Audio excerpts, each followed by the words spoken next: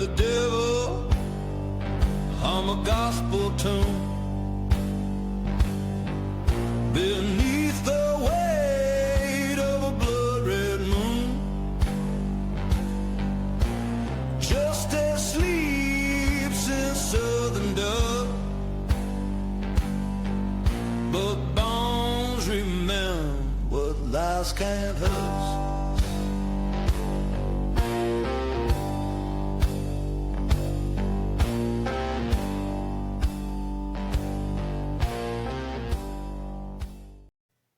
Before we jump in, this interview includes serious allegations and strong personal claims made by our guest. We have not independently verified these claims, and we're not presenting them as established fact. Our goal is to give listeners the opportunity to hear his perspective in full and to examine the issues being discussed for themselves. This conversation also touches on very sensitive topics that may not be suitable for all audiences. Listener discretion is strongly advised. As always, we encourage you to review primary sources, look at the public record, and draw your own conclusions. Thanks for listening, and we hope you enjoy the show. Welcome to Make It Make Sense, Alabama. If it affects people's rights, safety, or the ability to advocate for themselves in Alabama, we believe it deserves a discussion. That's exactly what this podcast is here to do. I'm Whitney Skopecki. I'm here today with my partner, Neely Faulkner. We're focused on accountability, justice, and vivid understanding across the state. Each episode breaks down complex issues in plain language using public records, personal interviews, and verified information. Today, our guest is Pastor Dean Odle. He's an Alabama minister and former Republican candidate for statewide office. He previously ran for governor of Alabama in 2022 and later sought the office of lieutenant governor. Odle's 2026 campaign was suspended after a challenge to his ballot access was upheld by the Alabama Republican Party Steering Committee. Throughout his campaigns, Odle positioned himself as a staunch constitutional conservative, advocating for election system changes, campaign finance reform, restructuring Alabama's child welfare system, and limiting certain large-scale economic development projects. He continues to speak publicly on issues he describes as government accountability, anti-corruption efforts, and protection of individual liberties. So what better guest to have on Make It Make Sense, Alabama than Dean himself. So welcome, Dean. We're excited to have you. Thank you so much for having me. Yeah, this is right up my alley right here. That's right. Yeah. You're right up our alley today. Thank you for having me. Yeah. Full transparency here. Before we started recording, we told Dean that we are fired up today, y'all. So I am so glad to have you on the show today so we can talk about these things because we are ready to get it all out there. Yes, we are. We've been ready, but it's just like every passing day, the fire just grows. So I have the pleasure of knowing you, Dean. I know Neely's met you as well, but for viewers today, anything outside of your bio that you would like for viewers to know about you? Well, I mean, I pastor a church here in Opelika in Lee County. I grew up here. So, I'm an Alabama boy. I'm 58 and I've spent probably 55 years of those 58 here. I did live in Texas and Arkansas and Washington, D.C. for a while. Went all over the place. I've been to Africa, Middle East, the island of Mauritius, preaching and teaching, authored 4 books. We got 5 kids between us. My baby is 16. She's still at home. And then we got grandchildren and, goodness, how many now? We got 4 and 1 on the way, 5. I'm losing count, but another boy's coming. We finally got some. It was all girls, 3 girls, and now we got a boy and now another boy on the way. So grandkids running around the house, and I'm feeling like an old man now, 58, and called Papaw. So I'm a Papaw now. Papaw. Love it. I've always said whenever I become a grandmother, I want to be Gigi because I don't want to be like Nana or Granny. I got to be Gigi. Something cool and hip. Yeah. My older girls, my mom, before she passed away, her name was Pat, and they called her Patty Cake. That was her name. I like that. That's cute. She loved it. I don't know what's going to happen with my name because it goes with nothing. Nene. They'll call you Nene. Nene. That's a good one. Yeah, actually, when I was younger, all my friends used to call me that. Oh my gosh. So, Dean, go ahead, Neely. I want to throw this out there because this, when we first met you, or I guess Whitney had probably met you or talked to you prior to this, but the first time I met you was at the town hall that you did in Montgomery.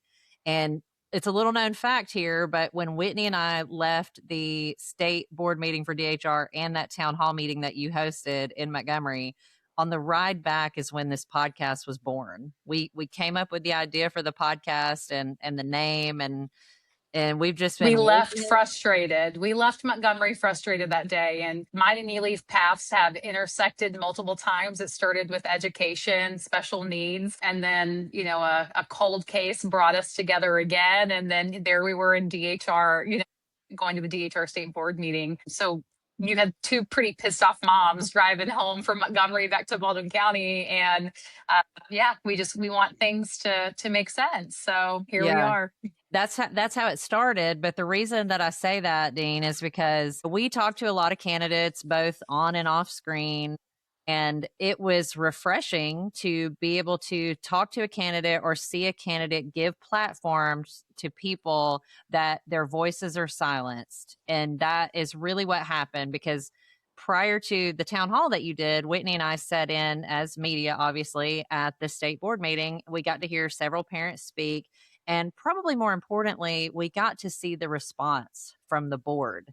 And it was very disheartening. And I know you were at this meeting, but because of the limited availability of space there, you were unable to come inside and to see these people. But I know you spoke to some of the parents there. But we did see some of the parents speak, and we also saw the response from the board. And it was so disturbing to us, I guess is a good way to put it. It was so disturbing to Whitney and I that on the way back, we said, you know what? We have a lot of information, not just about DHR, but of many, many things going on across the state. And we said, enough is enough. And we said, let's get on this podcast. So I just want you to know that you were part of that inspiration or the muse to get this started. And it has grown significantly in the, I think today makes a month that we have been at this, and it's grown significantly. 13 episodes, 13 full episodes in. 14. You'll be 14 episode in a month. 15 Yeah. Wow, in a that's month. impressive. So Yeah. it's getting there.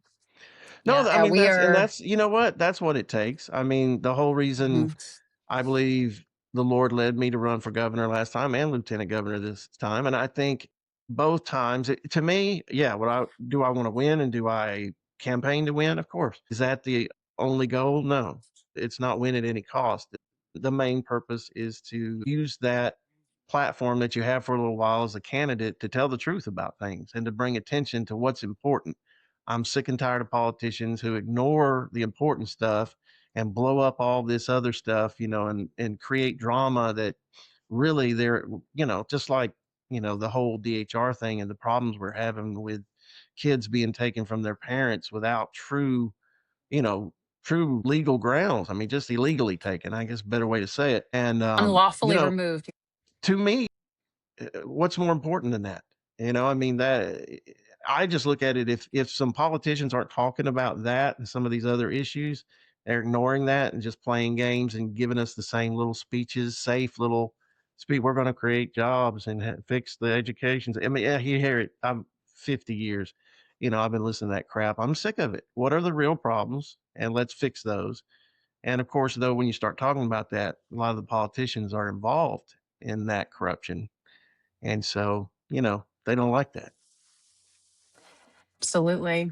And you covered a little bit, I think, about your motivation for running for office. And as you mentioned, this was not your first time throwing your hat in the ring. You first entered the political arena for a run for governor back in 2020. And going back to that, what motivated you personally or spiritually to make that leap from, you were a pastor to aspiring politician? What made you decide to hop into the political arena? Well, I mean, I've always been, back years ago, I've been a church planner. So, I've been in the ministry since I was 19. That's when I stopped the drinking and the drugs and the just living crazy party lifestyle and all that.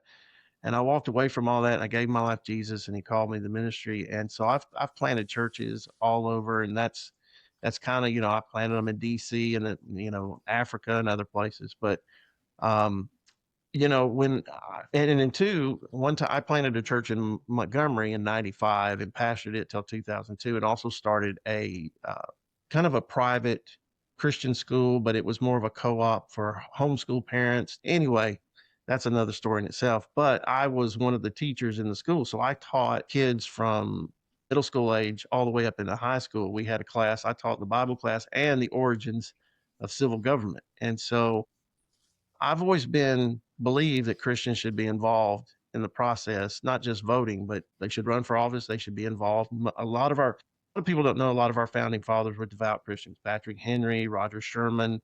I mean, you could just go down the list. Yes, some of them were atheists, Thomas Paine, some were deists, but the majority were true devout Christians. Like George Mason, for instance, if he was a devout Christian, and had he not put up such a fight, we wouldn't even have the Bill of Rights in the Constitution right now. It was him.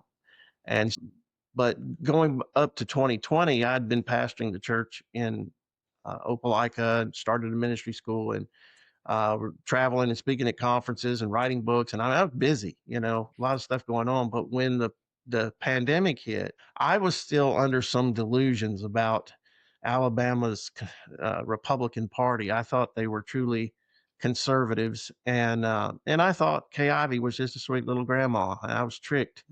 And when she started ordering churches, schools, businesses to shut down while they left the liquor stores and abortion clinics open, I was just ticked off, and I knew that was a violation of the First Amendment. So they were threatening at that time to arrest pastors if we had Sunday service as normal.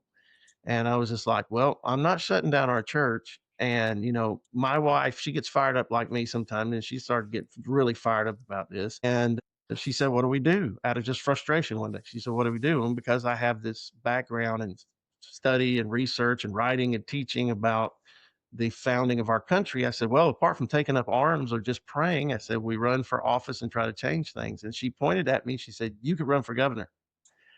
And I laughed, and I turned around and went into my office to pray and study and get ready for church the next day. And I just felt the Lord say, that's exactly what you're going to do. And I prayed about it over the next few weeks, and I just knew. So I went and met with some of my friends. What was wild is the guys I first told, I did not know that all of them, these friends of mine, were on the Alabama Republican State Executive Committee. Every one of them were members. One of Wow. them was the chairman of the Claiborne County GOP, and I didn't even know it. And he's passed away now, Tim Sprayberry. But I went and talked to them, and they encouraged me that I should step out and do it. And these were godly Christian men that loved our country. And one was a retired lieutenant colonel who taught at West Point, and a good friend of mine. And he said, I'm behind you. And so he became my campaign manager and ran for governor. And at the time, it's because too, I had found out not only were they trying to violate our First Amendment, and the Supreme Court had been clear that we don't lose our liberties in the midst of any kind of national disaster or tragedy or war or whatever's going on. We don't lose our freedoms. And so, I was upset about that. And then, of course, COVID was real. People were dying from COVID-19. And at the time, of course, there was no vaccine. That's a separate issue. But I saw, what was it? It was early on. I think it was the end of February of 2020. I saw Dr. Didier Raoult France, who's one of the top researchers in the world, say that he had treated in his hospital, his research hospital in Marseille, France. So he treated 1,008 people who were severe cases of COVID, like they were dying. And out of 1,008, he only lost 6, and they were all in their 90s.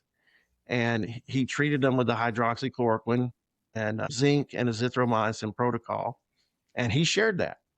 And then, of course, you had Dr. Peter McCullough, Baylor University Medical Center, one of the most published cardiologists in the world. And you had Dr. Harvey Risch, epidemiologist of Yale. These weren't quacks coming out and saying, we're treating people with this and it's working. So when you have people dying, there's no other remedy, and then Trump comes out and says it on March 19th, 2020. And I waited a little bit and I thought, when is Alabama, the leadership of Alabama, which is Republicans for the most part, when are they going to start pushing for this and making, And I was just appalled that because President Trump talked about it, and then it was talked about on Fox News, and then it got politicized instead of let's help people. I just saw people dying. I mean, I saw people dying all around me. And too, my friend, I have a good friend, Troy Towns, who was the former vice chair of the Alabama Republican Party when Trump came in the first time, and he was dying in the hospital. And they actually said they were going to give it to him. And then when he said, "Yeah, that's what I want to do," they said, "No, you can't have it." And he's dying. So no joke. I didn't cuss him out, but I got as close as a preacher can get to cussing out the staff there and the administration of that hospital in Montgomery. But we got him the hydroxychloroquine, ivermectin, zithromycin protocol, and got him to leave the hospital at 2 a.m. And he went home, and we got him an oxygen machine and saved his life.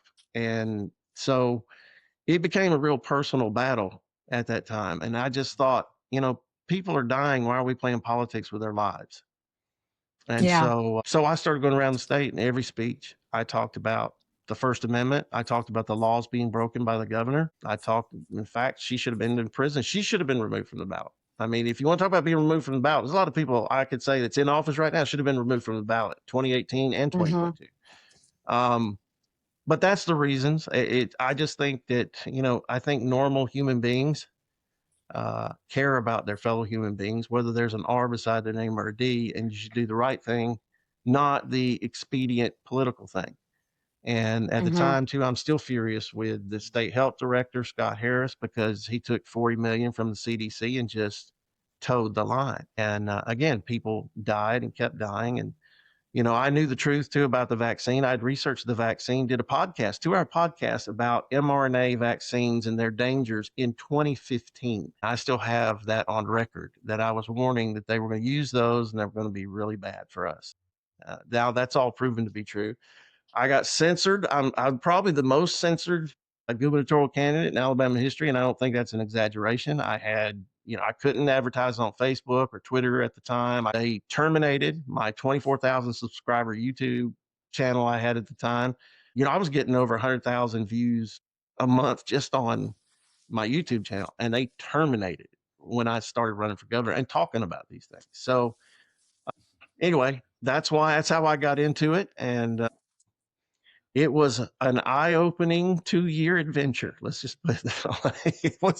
I got around all the people. I was around our current 2 senators in different meetings. I was around the governor, saw that she couldn't cut her pancakes by herself. Just a lot of stuff I saw and heard with my own eyes and ears. And it was a true awakening to Alabama politics. I think the way that the state handled COVID was just an atrocity. And there's so many people that we talk to now that are coming into politics that's what they say was their fire that ignited them, was seeing how that happened. And what I will say, and I feel pretty confident saying this, is not very many people were held accountable, or if anyone, for the things that happened. And we just kind of brushed by rights being taken away from us just as easily as we did with the Patriot Act. Yep. So you are not the only candidate to say that or to come out, and talk about like what led you here. How am I trying to say this? I think that was kind of the awakening for everyone. I was thinking it was the moment of awakening for a lot of people. Yes. And so now we're kind of seeing the aftermath of that. What I do want to make clear for people that are listening, though, if somebody is unaware of your ballot access removal, can you just walk us through that? What happened, what the claim was? Yeah. Well, and I think it's worth revisiting what happened in that first election, because that is part of the catalyst for why we're here today. So I go through 2 years of campaigning and spoke all over the place. I did get interviewed by some news media. I mean, it was a real campaign, and we had debates, and it was awesome. But through that process, as I was saying a minute ago, I began to find out that, I found out the truth about our governor. I found out that she was originally a Democrat and switched over to the Republican Party because she couldn't win as a Democrat. I found out that she has issues that are clearly Democrat issues. I will go into that right now. But she appointed 8 Democrat judges. I found out she took over $100,000 from PACs out of Tuscaloosa that are funded by Soros. Matter of fact, the same Soros PACs gave money to her and to Walt Maddox, her opponent, in 2018. I mean, gave him 600,000, gave her 100,000. And then in the election, when I was running against her in the primary, she took $1.7 million in dark money, which is technically illegal in Alabama, but they let them get away with it. Especially if it was a PAC to PAC transfer and then it comes into them, that's illegal. And so, our attorney general did that when he was running in 2018. Was nearly he was one vote shy on the ethics commission of facing charges, like criminal charges, for doing the exact same thing. So I started finding out all this about Kay, and it just, at the end of it, I could not support her as the nominee. On top of it, 2 weeks out before the primary, she was polling all the major polls that were polling the news media. I still have the clips. I have all of it.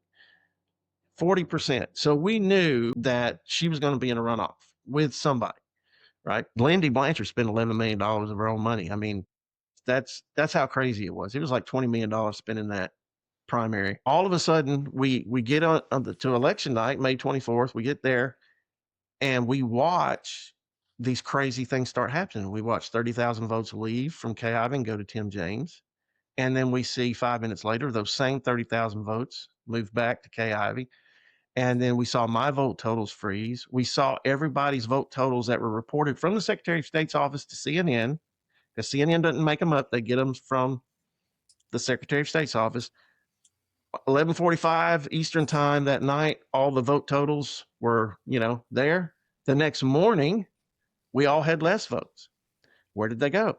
Why did my vote totals freeze? Where are all these votes going? Well, forensic computer cyber expert, Mr. Clay Parikh, who lives up in Huntsville, who's now working for the Director of National Intelligence for election issues, he told me he went through the data of the 2022 primary, and he saw that around 9:15, Kay Ivey got the same type of vote dump that Biden got in the swing states in 2020.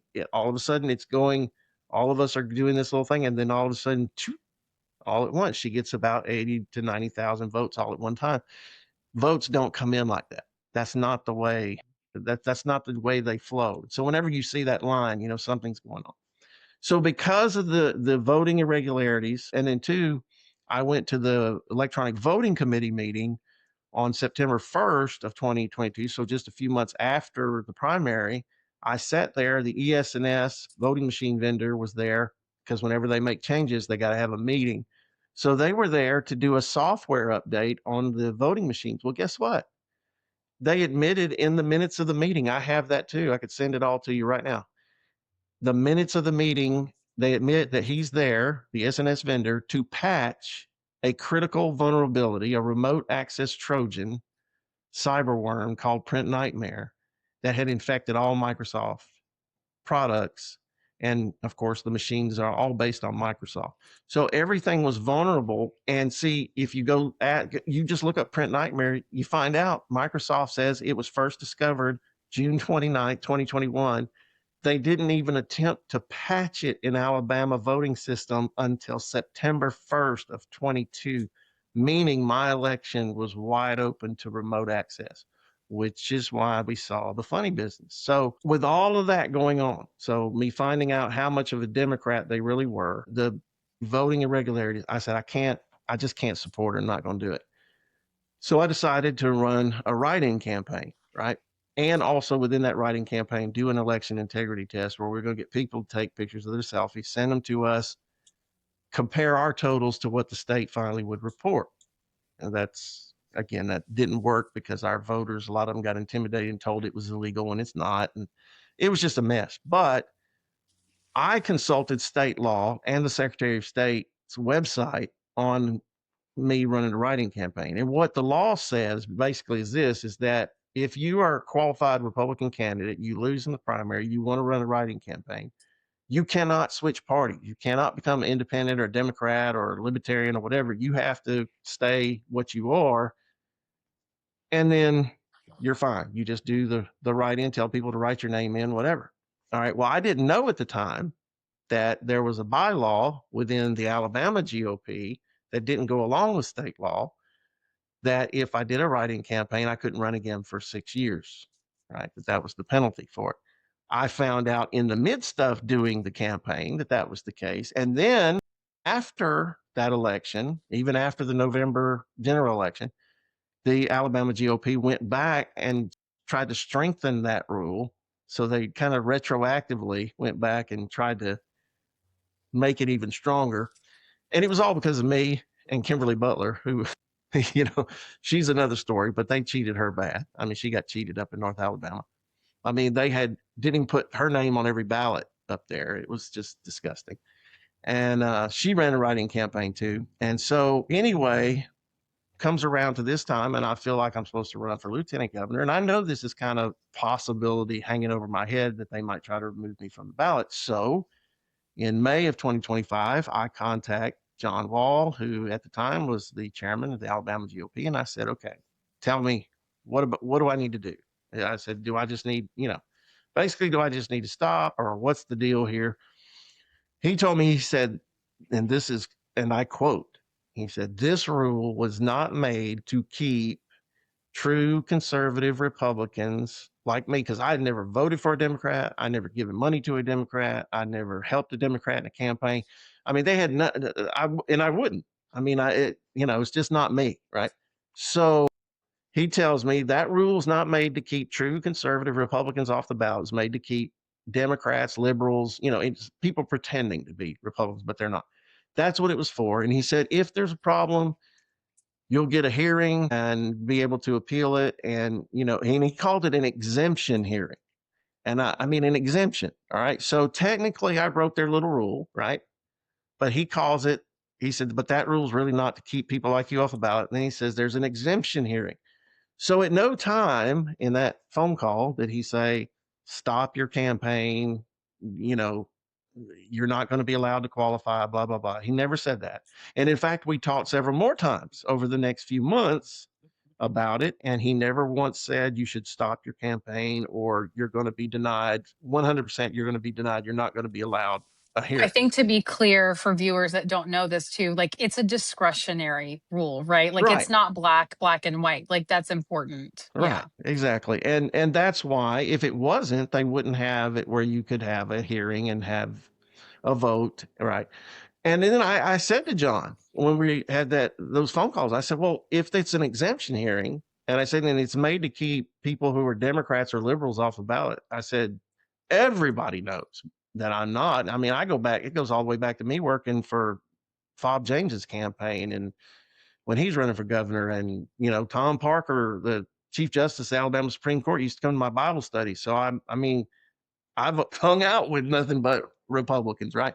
So there was no way that it really should have kept me off the ballot, because I said to John, and he agreed with me. I said, if I'm not an exemption, who is?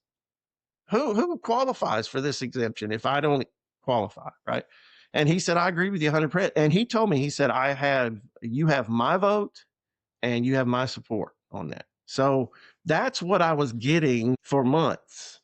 I was not getting, you're going to be knocked off the ballot, you're going to be denied, you're not even going to get a hearing, it's automatic, blah, blah, blah. I never got any of that, And then knowing that their rules, this little rule they have, if you read it in the bylaws, it says no one shall be permitted to qualify who's done write-in, blah, blah, blah, right?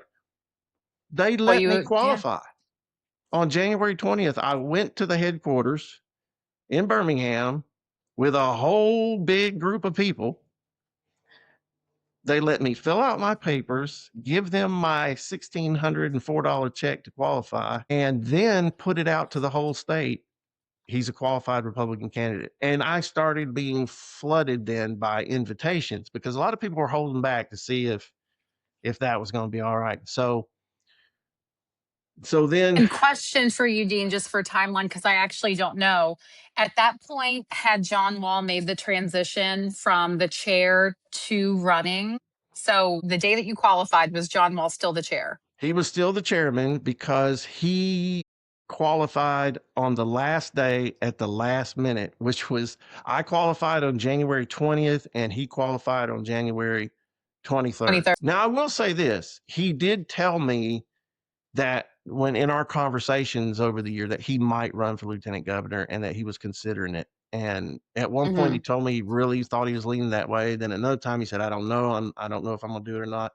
And then, of course, maybe Trump jumping in there changed his mind and he decided to do it. I don't know. But I will For say, all intents and purposes, he had told you that whole year he did not foresee, any issues. If there were, you'd have the right to appeal, all that. right, And so on the 20th, there was no challenging you at that point. It did not happen until John Wall is off of the committee. Now we've got Joan, her last name escapes me. And then Riddle. that's when I get the leak. Yeah. And I get a leak, right? And I find out that, you're off the ballot before most of the population of Alabama does. Right. So, Exactly. yes. Exactly. And yeah, and that was kind of a shock because what I expected was to be notified and that, I could have an appeal. And the way they were doing it, they were like, no, you're not getting an appeal. You're just off. And so that was over that weekend. And I just said, well, all right, if you're not even going to give me a hearing, which is really denying me due process, any business, you get bigger institutions and businesses, they have to give people due process about even firing them or removing them or whatever. You have to have a process for that. And so I said, oh, so you're not going to give me a hearing. So, all right, well, then I got a lawyer and the lawyer sent them a letter. And I guess what? All of a sudden, a few days later, I'm getting a hearing. So that's kind of how that went down, but there was a guy, what is his name? I can't ever remember it now. But the guy over in District 7, who they removed from the ballot, they didn't even give him a hearing. And, I don't think that was right at all. But see, I said, well, he didn't get a lawyer and let him know that he better get one, right? But Yeah. I mean, it's just really wrong. It is. And then, of course, with Jesse Battles, I was there, that day. He was there when he got removed. And he's I fighting it. He's still fighting. He is. And I give him credit because he's like, I didn't break any rules. And y'all kicked me off. And here's what it says in his little article. He said he got message back from the ALGOP that the steering committee has discretionary power. I mean, they could just decide who's on or who's off, whether you have kept the rules perfectly or you break a little rule. But see, what to me is so bad is we know the issues that some of these other candidates have, much more serious issues. And I'm going to be really pissed if they leave Nathaniel Ledbetter on the ballot and keep me off.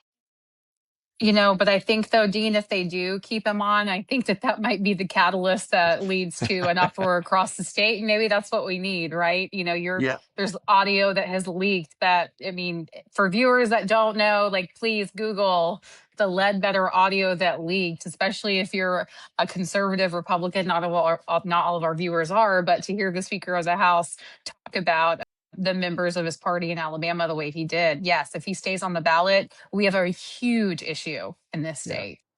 But I do think that this is waking up the conservatives across the state, even some that may have been apathetic, because they're realizing, okay, the speaker just revealed, he said, I don't give a bleep about the Alabama Republican Party, and he's supposed to be the Republican Speaker of the House. Yeah. In the same recording, he said, we can't close the primaries because our people won't get elected if Democrats don't cross over and vote for them. And if there was any, people could cry, oh, it's just conspiracy theory. You guys talking about the rhinos. No, they're real. The Republicans. Well, he just admitted that they are, right? Real. He just basically admitted, who are your people? You're not obviously your people are not the Republicans by your own commentary that, now has leaked. So who are your people?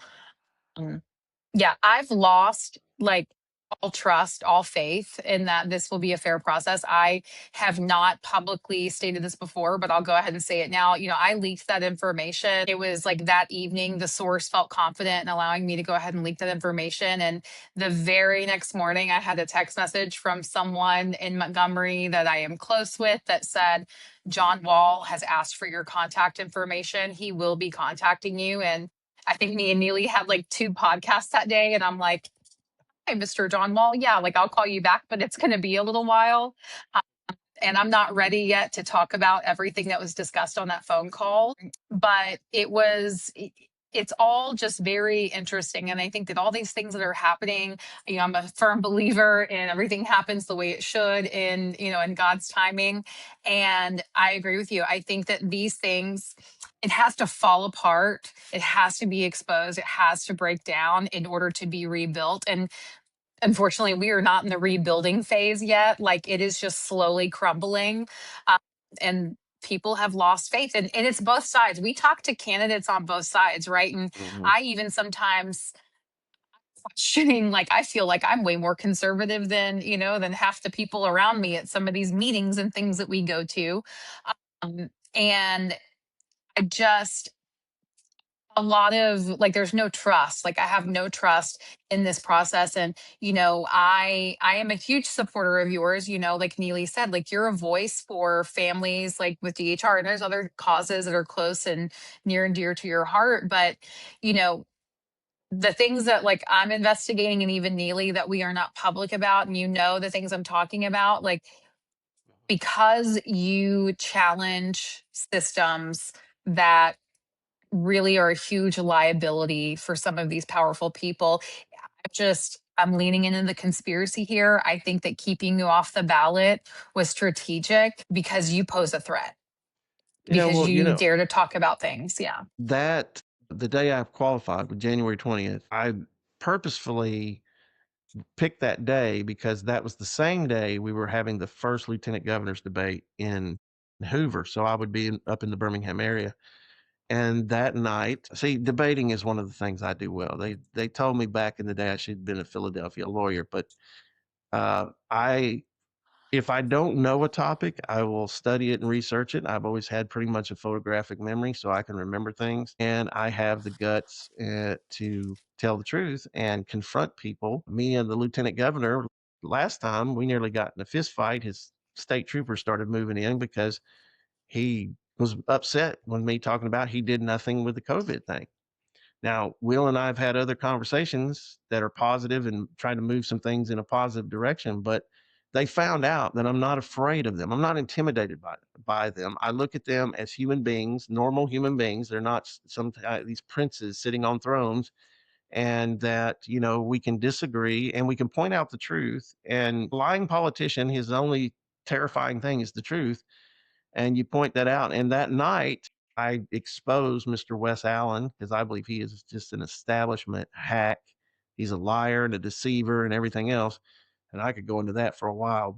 I just exposed him, and all I did was talk about how he raised the gas tax when he was in the legislature, and it just blew that whole thing up. And it exposed him because he turned into this demonic looking freak that manifested right there on the stage.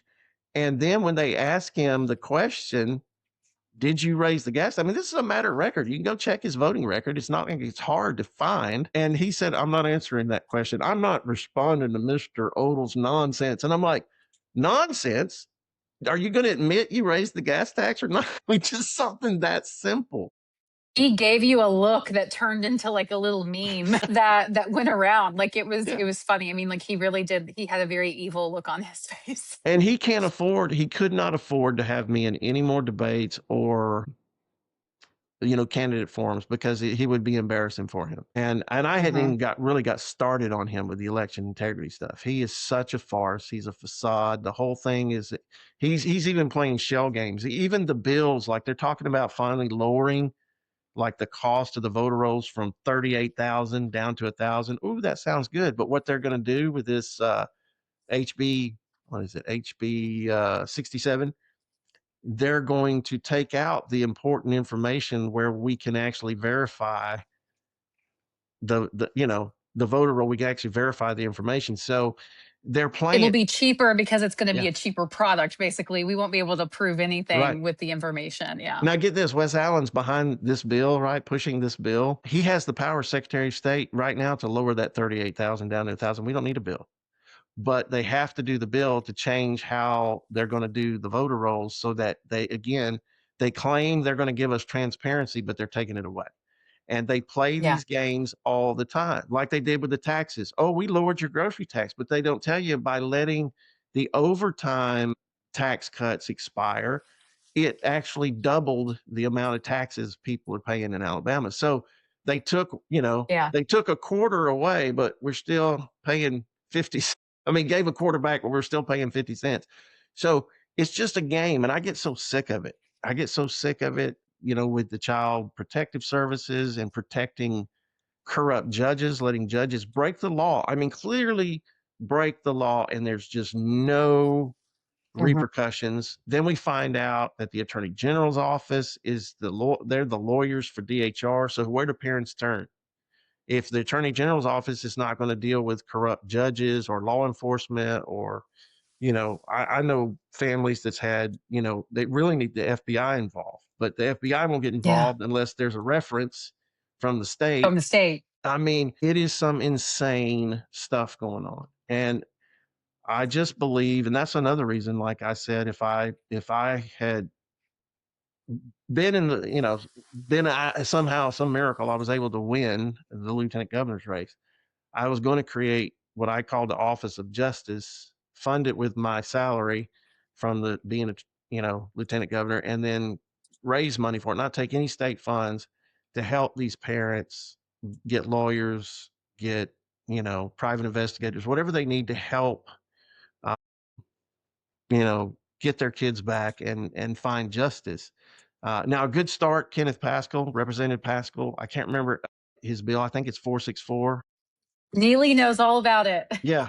And I think that is a great beginning to that reformation. I hope if it gets passed, that is a wonderful start to It is. It's a good start. correcting a lot of the big problems there, at least giving parents their basic constitutional rights back, where they just get violated through that system. So, but anyway, that's While we're on the topic of that, Dean, if you don't mind me interrupting you here real quick. So I know all about HB 464. I've kind of jumped on this train here, and I've really been trying to help get citizens involved in helping this get on the House Judiciary Committee agenda. And that has not happened yet, but I do have a little fact sheet, if you don't mind me reading from it real quick, because I hope that listeners, when they hear this, that they'll kind of understand. We talk about these problems with DHR, but I don't think people really understand that it is a huge systemic problem. And so, okay, here's a couple of things this bill addresses, the problems it addresses. The first thing, citizens and parents are placed on something called it's a statewide registry, and they never receive a formal notification of this, okay? But they are considered indicated, which means that DHR has done something that indicates that they have some wrongdoing of some sort. And this practice of placing them on this registry results in all kind of terrible things, because these allegations are unsubstantiated. So they're placed on this registry. It can affect their employment. It can affect their professional qualifications, their barriers to entry. It becomes a barrier to entry for occupational licensing, particularly if they are involved in any kind of position involving children or other vulnerable occupations. And it can also adversely impact custody determinations in family court proceedings. So basically, somebody can make an allegation against you. DHR can say, okay, yeah, they're indicated, and then it can wreak havoc on your life just being on this registry.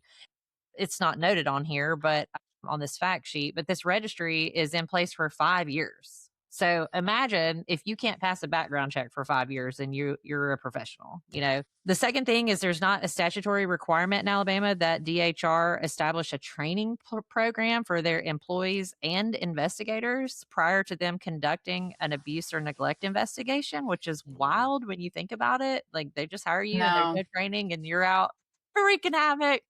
I mean, this is real things we're talking about. And then also there's no clear statutory requirement in the code that the department must prepare and deliver an annual legislative report specifically on child abuse and neglect investigations. Okay, so those are three of the big things. What this bill does It prohibits DHR from including the indicated reports or not indicated reports or relevant information on the registry. And it requires the removal of people that are listed as not indicated to be removed off the registry immediately. It's retroactive. It prohibits an indicated report from being placed on the central registry unless the finding is confirmed by an investigative hearing or the subject waives that hearing. So they can't just put you on this list with no due process. It requires DHR employees involved in investigations to undergo training and requires DHR to establish a full training program.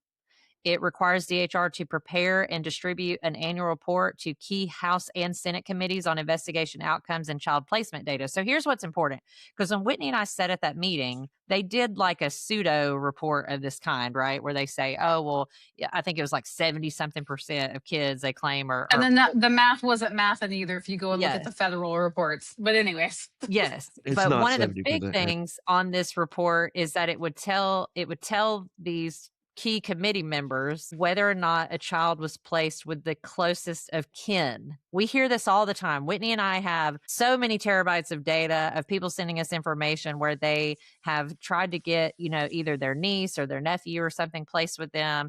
And instead of being placed with them, they go to a family that's not known. These other family members are in and out of court trying to get it. It's just, I don't know why this is happening across the state. I actually had someone No, send me why? an email. We're actually going to interview someone pretty soon that sent me the documentation to show that she had requested her niece be placed with her after her niece was removed. And the DHR fought her on this and instead placed them with a foster parent who had been convicted of drug trafficking. Both of the foster parents were convicted of drug trafficking on multiple occasions. And DHR fought to have, and for the record, this child is still with these foster parents that have. And we see this again and again. Foster parents that, for all intents and purposes, statistically on paper, charges and their background are far more dangerous to the child's placement than mom and dad. Correct. So that's a big thing when it comes to the placement data. I think a lot of people don't realize that. That's one of the biggest problems. Something else this bill does, it requires DHR to notify the subject of an investigation that he or she is under investigation for child abuse or neglect, which is subject to safety exemptions. I mean, that's kind of that's kind of a given. But a lot comment of people, about that, but they're keep under going. Yes. investigation. Go ahead. I'm so sorry, Neely. No, finish. But I do have a comment about that part. After a preliminary indicated finding, it requires DHR to notify the subject and provide the opportunity for an investigative hearing. It establishes due process rights at the investigative hearing, including the right to counsel, evidence review, witnesses, cross-examination, subpoenas, and an impartial hearing officer. That is huge.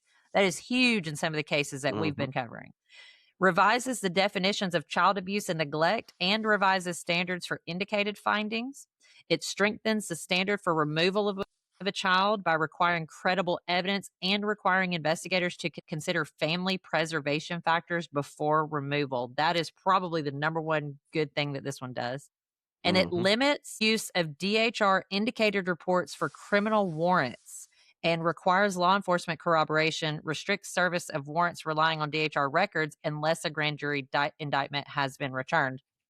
We have a case that the person in question had sent us a message this week that their guardian ad litem had gone into court and lied about her drug test results. She's been, she says, and she has proof of this that she has sent over, that she has tested clean since 2023, has provided all kind of documentation for this. The guardian ad litem goes into court, lies to the judge and says, oh no, she failed a drug test in September, October, whenever it was, for methamphetamines. And they're using that as the reason that her newborn child is not able to be returned to her after, and we'll talk about this later, Whitney and I were actually at the hospital when this occurred. We were following up on a story with her and witnessed it for ourselves where incorrect, falsified information was used against her to remove the newborn from her. What was it, 72 hours after birth? And that was If even 72 hours. Can I Correct. say this? Okay, lying is something that's intentional, right? You only Yes. lie because you have a plan, you have a plot, you have a scheme. All right. If you don't, there's no reason to lie. Now, isn't it amazing that you have caseworkers that are willing to lie, nurses that are willing to lie, right? Lawyers that are willing to lie to get these kids away from their families in foster care with people who clearly have records, who are probably also allowed to have these foster kids because there is another deeper, darker plan for these kids. Now, people can say it's And I conspiracy theory, but we know it was going on in Georgia. You know, that's why Nancy Bibb Schaefer's County. dead. Yeah. Bibb County is a Bibb prime County. example. Right. And they were some of the kids in that dungeon were in foster care. See, so in adding to this. here's what I just want to say this, and this is not conspiracy theory. I'm telling you, I've known this stuff for a long time. One of the first people I ever led to Jesus back in the late 80s was a high level Satanist. Okay. Now, one of the things that they do in their rituals and their meetings and their coven meetings is sexual perversion. Usually they molest children, and they do kill and sacrifice children and adults as well. I mean, ritual murder. Way back then in the 80s, the FBI admitted there were 60 to 80,000 ritualistic homicides a year, okay, in the U.S. We know 500,000 kids a year in the U.S. are going missing. The vast majority of them are not runaways. So what is going on? Well, I'm just going to tell you, most of the people, when I found out in the area where I was that I led this young lady out of that, they tried to kill me multiple times. The mayor of the town was involved. The police were involved in the satanic coven, and the coroner and everything else, and they could cover it up. Now, I can tell you, I know for a fact that this goes on in Alabama. I dealt with a case in the 90s in Montgomery, 2 little girls.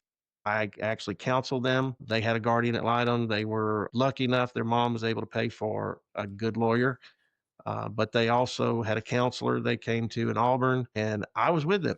And I heard about what was going on. And let me tell you, their father was a Satanist.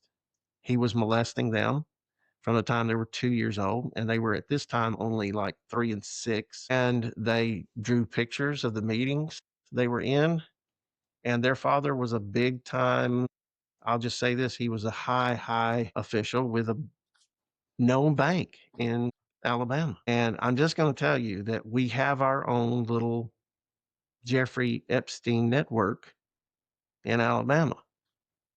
And I believe the day's coming when we're going to find out who Alabama's Epstein is. But it's all about, they have to have children. They need children. And that's why they lie. It's not accidents. It's all done very purposefully, and people are getting paid. And I'm We're not not, afraid to say it. when we're looking through these cases, we're not saying that DHR is not needed in some capacity. Oh, We yeah. understand there are children that are abused and neglected that need to be removed from the home, in extreme circumstances. Like, I get it. But DHR has a major lack of oversight. When we sat at the DHR State Board meeting in February, I think it was either the end of January, early February, one of the members of the board said, she addressed one of the parents there directly, and she said, "Hey, we are getting your emails. We're seeing your emails. We're getting them." But she also said that they were turning around and sending them back to the counties that the complaints had come from. What is a parent left to do? Exactly. It's a vicious circle, and nothing gets done. Well, we sent it to them, and we sent it to them. We sent it to them. It's we can blame it on government ineptness, but I just don't think it is. Not when it comes to kids. We're finding out the most valuable. I mean, the Epstein files coming out now. What are we finding out? We're finding out that all the people that said we're just crazy conspiracy theorists for talking about that these people, not only are they pedophiles, but they're they have satanic overtones in their lives and, everything else. Well, all that people made fun of it. Oh, Pizzagate, it was ha ha ha. And, QAnon conspiracies and all this stuff. No, it's not. This has been going on in America. I can take you back to the 70s in Michigan and what was going on in Houston and what they found. And what they found on a little island, Epstein Island wasn't the first island being used in the U.S. It was out in the Great Lakes. I can't remember the name of it, but Michigan, and all the Michigan high-level politicians, governors' office and officials were going to this island where they were taking boys for camping outings and molesting these boys and filming them and selling the child pornography. And the main perpetrator of the whole thing disappears to Europe and then off the grid. This stuff was going, they found a whole warehouse. Think about this. In the 70s, they found an entire warehouse of child pornography in Houston, and they had the kids cataloged. They were picking kids up from all over the country, bringing them to that thing, taking pictures, cataloging them, and selling them and farming them out from Houston, Texas. I mean, this is not some new situation. The Franklin scandal that took place in Omaha, Nebraska in the 1980s, you know what that was? Foster care children. The ones that broke that the foster care families were taking the kids to high-level people in Omaha, the police chief, the head of the Omaha Herald, the wealthy people, and they were having these sex parties where they were molesting these kids. And then they were putting these kids, a guy named Larry King was putting these kids on airplanes, private jets like Epstein, but this is in the East. He's putting these foster kids and these kids he's gotten off the street and kids he got from Boys Town Orphanage there in Nebraska. He's putting them on private jets, flying them to Washington, D.C. for sex parties with congressmen and senators and the then Vice President of the United States, George Herbert Walker Bush. The kids identified Bush. They told about places they were taken. And guess what? One of the kids, we're talking about one of the foster kids in Nebraska that was taken to D.C. sex party, she told about a place where she was, and she figured out that she had been taken to Chicago and that there was a sex party they were taken to late in the evening.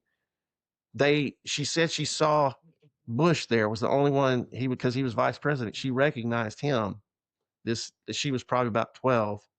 Come to find out, you check the schedule. Guess where the vice president was that night speaking? He was in Chicago. There was no way that child could have known the vice president was going to be in Chicago that night and could have put those two things together. There were so many things like that. Now, Larry King, who was transporting these kids to the wealthy in Nebraska and then the wealthy sex parties and satanic meetings at the Bohemian Grove in California, he was taking them to all these places. He finally went to prison. But get this. He was such good friends with George Herbert Walker Bush when he was vice president that when he was running for president, this guy, Larry King, who went to prison for all this child trafficking, satanic sex ring, he sang the national anthem at George Herbert Walker Bush's big meetings that he would have. He would sing the national anthem, even at I think his nomination as well. This is what I'm saying.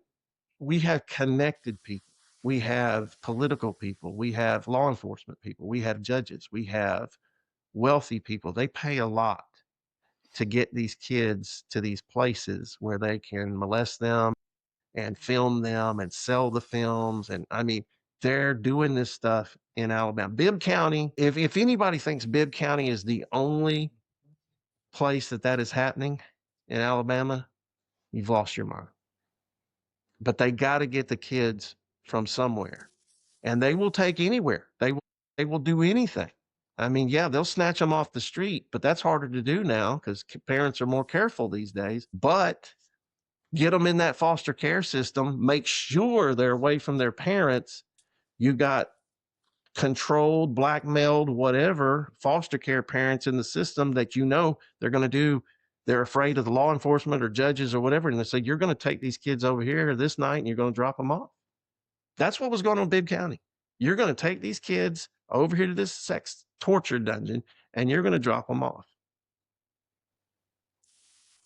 This goes on. It does. And going back to that bill that we were talking about, the bill that's up this year, and forgive me, my brain, Neely, the bill, 464. thank you, 464. It is mirrored off of a bill that Kenneth Pascal had put forth last year. It was months after that bill died on the floor that I was starting to be contacted, by families and advocates and politicians. Quietly, I had just like really started like the journalism that I was doing, and I'd been contacted multiple times like, you should really investigate DHR. And I've said it before, like it felt too big for me. Like I could see from zoomed out perspective what was happening, but I'm like, hey, this feels dangerous. Like, and I can handle danger, but it felt so big. And one of the reasons why I'm so grateful that Neely like started to see things for what they were, and she's dove right in with me.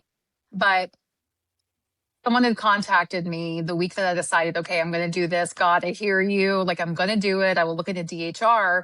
And I was reading about the bill that Kenneth had put up last year that this one's mirrored off of. And a familiar name jumps out, and I'm public record, Hoss Mack. He was a former sheriff here in Baldwin County. I found it really interesting because, again, I'm just reading about it months later, and he came out and spoke against that bill. And someone that was, in session that day, just like a citizen onlooker, had said, and did not know Haas, but said it was really interesting that there were so many sheriffs there from across the state of Alabama that came in support of the bill for these families' rights. And then you have Haas Mack, he walks in. He, I guess, takes if it's a podium, what have you, and he shoots down the bill. And something he said, this is after Bibb County had already happened, that I'm going back and reading this. If you pass this bill, children will die.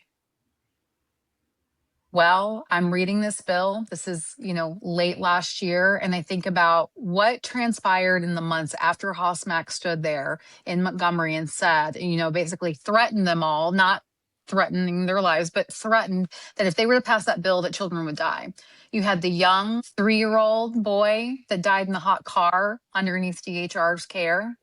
You had the story come out about Bibb County, which we didn't know until a couple months after that story surfaced, the involvement of DHR in that story. That Dean is correct. There were children there that were under state care, that were with a foster care family that was vetted by DHR. Those children, who knows if children died? Media's gone quiet about it. I'm sure that there are children that had been killed there. That's reasonable to think. They were in a sex dungeon underground. So I would just like to say to Hoss Mack or anyone else that challenged that bill last year, how many children died at the hands of their parents since that bill was killed? And how many have died at the hands of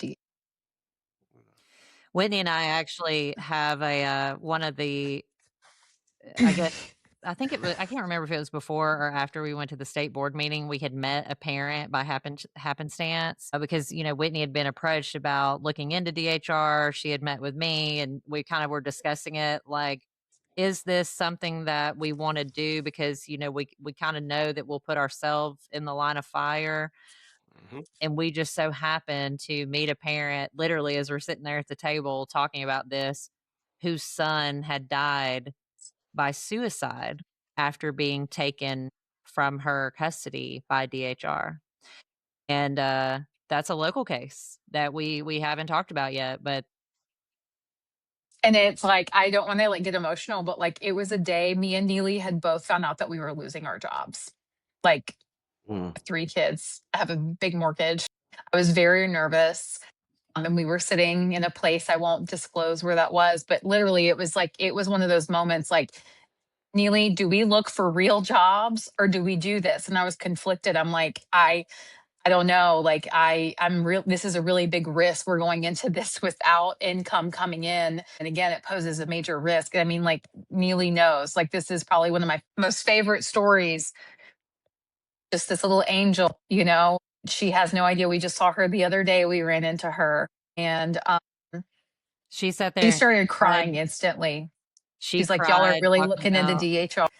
Y'all are angels. Like y'all don't even understand. And I'm like, no, you are an angel, because I'm sitting here like, do I put what I'm doing on pause? And it was like, God was like, you can't, like, now is the time. Yeah, we left that place, and we were in the parking lot. I told Whitney, I said, "Well, if God's speaking through other people, we sure as hell just heard it." Yeah, And it was shortly after that all this kind of transpired. But these are cases that are very close to our heart. And it's not just localized. We have met and talked to parents throughout the state that there is a common pattern between them, and it is the lack of oversight. So I would say to anyone listening, if you are an Alabama resident and you want to help support this bill, it is very, very needed. It's not currently on the committee agenda. I have been messaging the clerk and calling the clerk. I tried to message the chairman this morning, got a returned email because the email address on the website is incorrect. It's been a hot mess, but we're trying to get this on the agenda so that it can be open to a hearing. It is desperately needed. And while this is not a full overhaul of DHR, it is a good start. it's a And good I beginning. hope that people Definitely. will support it. We will link it in the show notes. Dean, I'm gonna link. I think it was HB 67 that you talked about. I've seen some information here about Lawrence Larry King Jr. And Yeah, this book the right here. I don't know if you can see that or not. Is it backwards? Franklin scandal. Yeah. The Franklin scandal. I have the book, The Franklin Scandal, and then of course the book that the state senator John DeCamp wrote. He was the chief investigator and a good man, Vietnam vet, and he lays it all out. I have the book also. Ted Gunderson, former FBI special agent in charge of the LA branch of the FBI, he retired and investigated that situation as well. I've read the depositions of the victims because they a lot of them were in it for years, and by the time they hit 18, 19 and they were testifying, you don't need to read them unless you got a strong stomach. Some of the horrors that these kids go through, because we have sick people. It's not just about the sexual side of it. These people are into torture and all kinds of strange things where they just traumatize these kids beyond anything. I mean, you look up Colonel Michael Aquino from the Presidio in the 80s, who he was one of the guys. Actually, he was the guy in charge of psychological warfare for the armed forces, and he was a openly admitted Satanist. He created his own temple of Set. But there was a Presidio, there was a daycare center there on base where they had a hidden underground area where they would take the kids down and to do satanic rituals and molest them. They got a little brazen about it and started taking them to the colonel's house. And the kids, later, some of these kids that spoke out and testified about what was happening to them, described his house, the street, the furniture, the way the colors it was painted.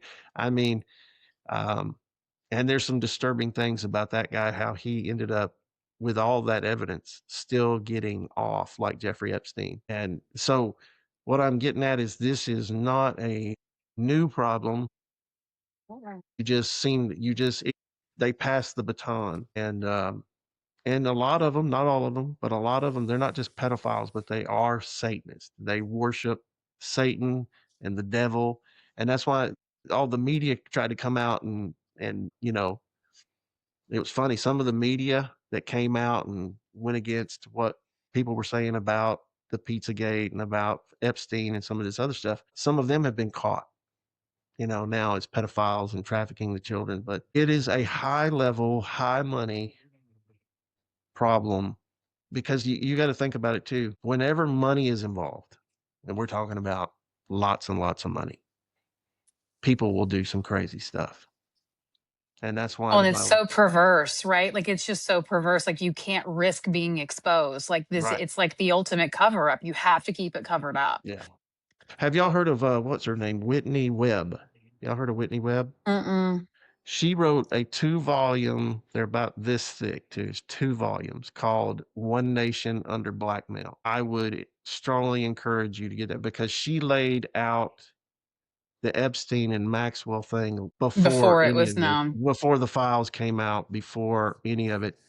And but she shows how it is it has been part of our intelligence agencies, and intelligence agencies across the world have been involved in this, covering it up for politicians and using it as blackmail techniques. So then there's no joke. We could have politicians in Alabama right now that are blackmailed. They are controlled because they got into something and did some things that were videotaped, and now they are controlled. And we sit back and we wonder, why would they do something like that? Because somebody's got a video of them, or they like to do it Wish that and I they're could trying just to cover it up. openly talk freely. I wish that I could just talk freely, but it's best sometimes that I don't. But I mean, like, no, that's exactly correct. I'm Like, those already things going to are have to happening put in a Alabama. disclaimer.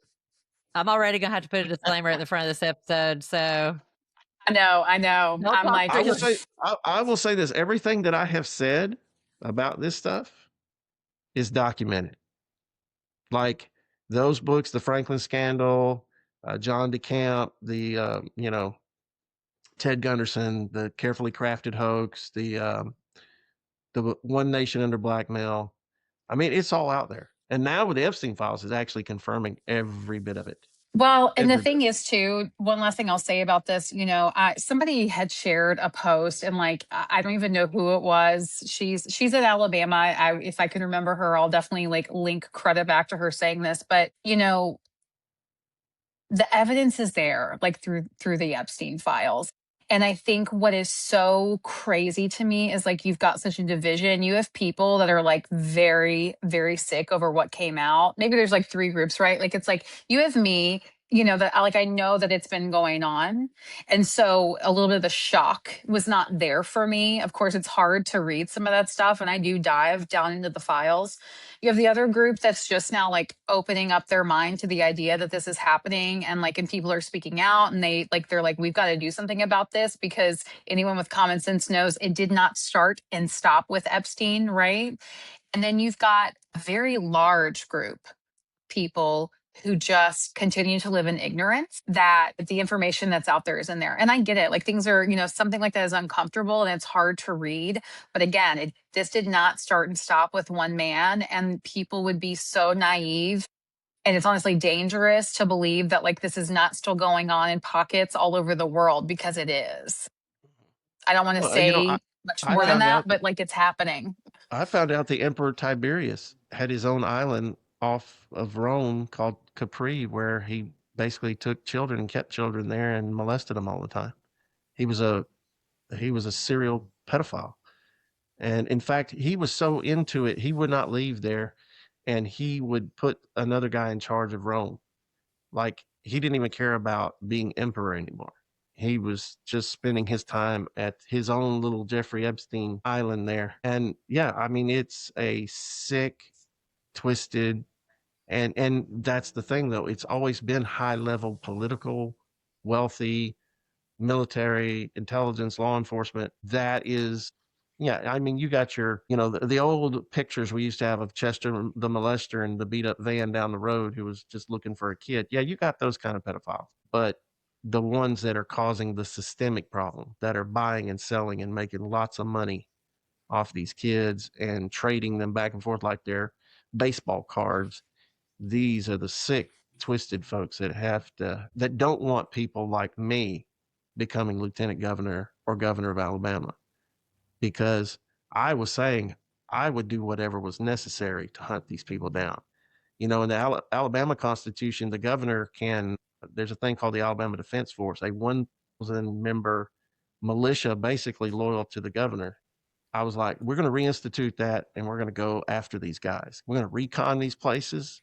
They will not want to be in Alabama. This is how you have to be. You have to have a militant, like, we're going to deal with this. And I just, it's going to be interesting to see who comes against this bill, Kenneth Pascal's bill. I can't wait to see. And here's the thing is, I feel like they are watching it so closely. And Neely, like, that I am so supportive of this, and I will start making the calls as well. And I'll admit I have not made one yet. I'm just glad someone else is fighting the fight right now, because I've been so busy. But my concern is that it's never going to get on the calendar, Well, I can tell you because they this. know that we're watching. Kenneth Pascal was threatened last time, and it wasn't idle threats. So pray for his safety and his protection. He's got he's got a lot. He's one of the few up there that has the guts to try to do something, and I really appreciate that about him. And so yeah, pray for his protection, because there are very powerful people in Alabama that don't want any of this changed. They like the system just the way it is because they have designed it over decades to do exactly what it's doing. And it makes them a lot of money and it helps them fulfill all their perversions. They hate people like us talking about it, exposing it. They've been able to get people to laugh it off, for years. But like I said, Jeffrey Epstein, Bibb County, is like, you can't walk away from it now.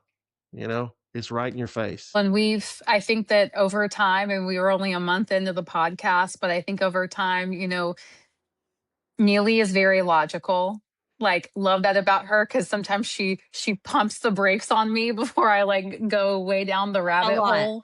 A lot. Yes, a lot. But I think that Neely's eyes have been opened as well to some of these things. Like I think that DHR and seeing, like, being at that state board meeting, I think was so eye opening to her. I don't think that you're like super naive and you don't think that bad things don't happen. You know that they happen. But I think, like, through this podcast, I can only imagine where we're going to be in 6 months, and like in what will be exposed because of this. And I mean, it's like the DHR families, right? Like, we're just letting them tell their story, and we do vet them. We make sure they bring their documentation. And the truth is pretty bad. And we've got other things in the queue that I think are going to slowly start peeling back. We've got an interview tomorrow that I think exposes a system in a way that shows how I want to word this. I think the things that we're going to be covering are really going to be eye-opening for some people to start questioning, like, is this system really in place to protect me and to serve me and the people? And so just in 6 months, I hope that we have awakened some others to the truth, and it'll be a slow burn, but it's a necessary one. Well, and that's another thing. That's why it's so important that I've been harping on for years, that we've got to do this and we've got to get rid of these voting machines. Because see, it really does matter. We have hard time getting. I think the people of Alabama, the majority, are way more conservative than what is reflected in the representatives that we have now. And I think that that's because they can shave things and they can manipulate things. And of course, Dr. Douglas Frank, the Nobel Prize winning data modeler, found he got to look at 4 election cycles of our voter rolls and put them in data, analyze them and model them, and he found the algorithm. He can take one county and predict what the other 66 counties will do to 99.4% accuracy. So when you can do that, that shows manipulation.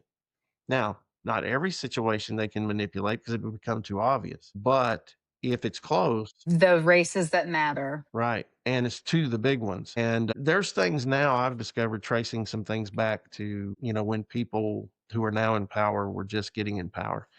And I think I won't go into that, and I'm not going to name any names, but on that one, because got to have proof before you say certain things. But I do know for a fact that that's why we got to get rid of these voting machines, and that's a big issue. If we do go to paper ballots and hand counting, like France and Germany and the other 100 countries that realized what was going on with the voting machines, then I think we'll be able to get a bigger majority of real people in there that know what's going on and are ready to fight it. And that's why those 2 issues they do not want touched. They don't want the child issue touched, and they don't want the voting machine issue touched. And I just happen to touch both of them, so I'm off the ballot. I mean, they can said, say "You gotta go." Yeah. He's a liability. He's got to get out of here. they can say, oh, it's just because he broke this little bylaw over here. It's not. It has nothing to do with that, and I know it, and they know it. Well, before we leave you, Dean, I'm going to note this for listeners in case no one is aware of this. There's a couple of software developers that have created something called jmail.world. It is an interactive suite archive of Jeffrey Epstein's emails, documents, photos, and more. It contains all of the Epstein files as they have currently been released. It looks like a Gmail account. When you go to it, you can search the emails. Something I did while we are on the phone is I just searched the term Alabama. Oh, yeah. One of the things that pops up is a conversation between Jeffrey Epstein and a redacted recipient talking about the Gulf Coast Pavilion over here at Gulf State Park in Orange Beach, Alabama. So if we think that these things aren't local, we have lost our mind. But I will definitely note these links to Jmail, JDrive, JPhotos, Jamazon, all these different things that these developers have created as an easy way to search through these files. So Oh, that'd be great. have Yeah. fun with that. Gosh, I get down in the weeds with it. Yeah. It's a mess. So, Well, Dean, Dean, I was just going to say, we always ask the candidates that we've talked to if there's one thing that voters, could remember about you. And I'm disappointed to see that you're not on the ballot, but in case we ever see you on the campaign trail again, or just as you continue to be a voice for the voiceless. And I know that like your journey is not done. I don't know what's next up for you. I'm excited to see, but just for viewers, if there's one thing that you want people to walk away knowing about Dean Odle, Pastor Dean Odle, what would it be? That I'm not afraid of them, that I fear God more than men, and that I made a commitment to Him to do the right thing, not the thing that would serve me best. It's never the easiest thing either, right? It's hard and it comes with Well, a risk.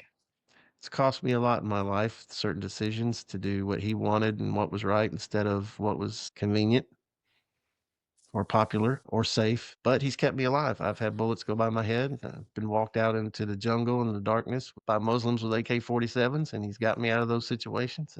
I trust Jesus to be with me, and when it's my time to go, I'm ready. But until then, I'm immortal. And if it's not my time and they're trying to do away with me, it's going to be a bad day for them.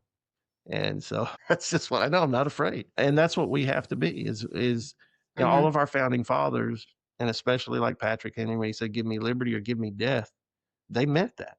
They knew Yeah. signing the Declaration of Independence was a death sentence, that England was going to hang them and kill their families and everything. I mean, it was laying everything on the line.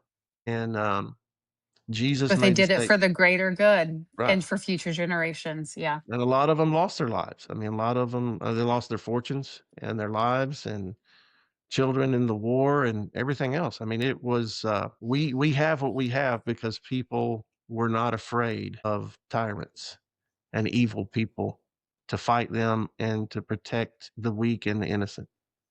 And that's what we have to be. We need to get well, what that a founding perfect father ending. energy back. Yes. What a perfect ending. And I'm going to cut us off here because I am worried about that 1 hour and 25 minute We don't want to. Word file Yes. I'm going to have to upload. Well, Dean, thank you so much for Thank coming on you. with us. You're We welcome. we tell all our guests this, but we'd love to have you back anytime. And You let me know. Hey, we'll do it. if we can do anything to help get something these stories about the vulnerable out there, let us know and we will do that. Okay. Okay. Well, Thank you, Dean. I encourage you guys strongly, get those books. I know it will take you some time to go through them, but you will see the evidence laid out and you'll go, wow, okay. I kind of have an idea now how big this can be, and be very prayed up and don't do anything stupid. Stay safe, take people with you, stay armed. If they know you're armed, they tend to shy away from that. I've had to pull my weapon a few times and people walk away, never had to shoot anybody. Be careful. Yes, sir. All right. Well, thanks for coming Thank on, and you. we'll see you guys You're soon. welcome. God bless y'all. Thank you. Make It Make Sense, Alabama is brought to you by Murder Creek Media. If you've never heard of us and want to check out some of our other projects, including our investigative true crime series, visit murdercreekmedia.com to learn more. Thanks for listening, and we'll see y'all soon.